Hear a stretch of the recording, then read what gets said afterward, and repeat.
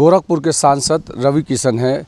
रवि भाई, गोरखपुर की सेवा आप 6 साल से कर रहे हैं, क्या बदलाव देख रहे हैं? और अब दिल्ली की सेवा भी करने का मौका बीजेपी को मिला है, उसमें किस तरीके का बदलाव समझ में आएगा? देखिए, एक तो मैं प्रधानमंत्री मोदी जी को, उनके जादू को प्रणाम करता हूं। उन्होंने मुझे जिम्मेदारी दी, संगठन ने जिम्मेदारी दी पूरे दिल्ली की प्रचार की, तो 50 से ज़्यादा सभाएं करके आज जो 27 साल का वनवास कटा है, तो समस्त पूर्वांचलिया समाज के हम धन्यवाद दें, भारत एक्सप्रेस के माध्यम से पूरे दिल्ली वासियों के हम धन्यवाद दें कि आप लोग समझे कि कैसे अपने आप को उस नर्क से निकाला जाए जो केजरीवाल जी की सरकार ने आप लोगों को नर्क दिया था, और एक अच्छे से एक राजधानी कैसे होती, उसमें आपका स्वागत है और अब आप बड़ा गर्व करेंगे।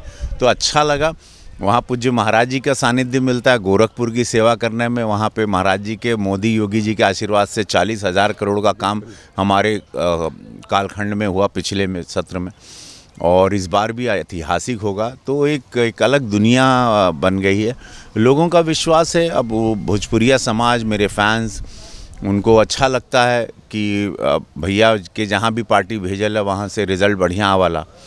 तो एक हरियाणा का चुनाव रहा, मैं प्रचारक हूँ, जहाँ भी महाराष्ट्र का चुनाव रहा, जहाँ भी मध्य प्रदेश फेस रहे उत्तर भारतीय का, तो ओकर फायदा तो कम से कम लोगन के मिले। ब्राह्मणन का भी फेस है उत्तर भारत में और पूरे देश भर में, तो ओकर फायदा तो मिले ना पार्टी के, सबके मिली है, काहे नहीं मिले। पूर्वांचलिया के लिए खास प्रधानमंत्री मोदी जी मंच से बोले थे कि पूर्वांचल का मैं सांसद हूँ, एक बहुत बड़ी बात है। और पूर्वांचल प्रधानमंत्री जी के दिल में बसता है, क्योंकि वहाँ से ही प्रधानमंत्री को सबसे ज़्यादा सीटें या लोकसभा की सीटें आती हैं, जो इस बार धोखे से नहीं आई।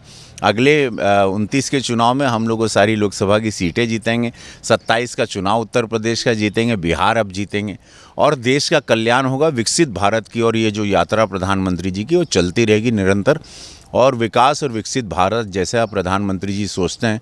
हमार समाज, भोजपुरिया समाज, पूर्वांचलिया समाज, वह चाहता कि हमनी सनातनी विचारधारा के साथ आगे बढ़त रहें। ये बताओ कि केजरीवाल के लोटिया के डुबोएस, खुद केजरीवाल डुबोए या कांग्रेस डुबोएस या गंगा जमुना मैया के जो स्वच्छ करबे रहें, जो सपना रहा उ नहीं पूरा बहुत, जमुना जी का आशीर्वाद की जगह शराब लग गो। पूर्वांचलिया लोगन के जन धोखा देना, पूर्वांचलिया, जमुना माई, दिल्ली वासी झूठ फरेब, देखिए झूठ की राजनीति नहीं चलती। ये डिजिटल वर्ल्ड है, अब ये समय लद गया 80, 90, 70 का दशक नहीं, अब सबके हाथ में मोबाइल है।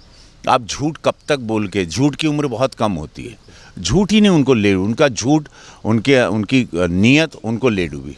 एक सवाल और कि बाबा के जिस तरीके से कुंभ में टारगेट अखिलेश अगर करत हैं कि लगातार कह रहे हैं कि बाबा सिर्फ चोला पहन के घूम रहे हैं, वीआईपी कल्चर पैदा कर रहे हैं, इसके कारण कुंभ में सही तरीके से नहीं हो पाया। आप चूँकि गोरखपुर से आते हैं, बाबा का सानिध्य है, पूरा प्रदेश आप घूम रहे हैं, क्या देख रहे हैं? देखिए, दुखद है ये, सनातनी कुंभ चलता पूरे कई सौ साल के बाद एक साथ हिंदू जागा हुआ है, अपने मन से 144 साल में स्नान लेने आ रहा है।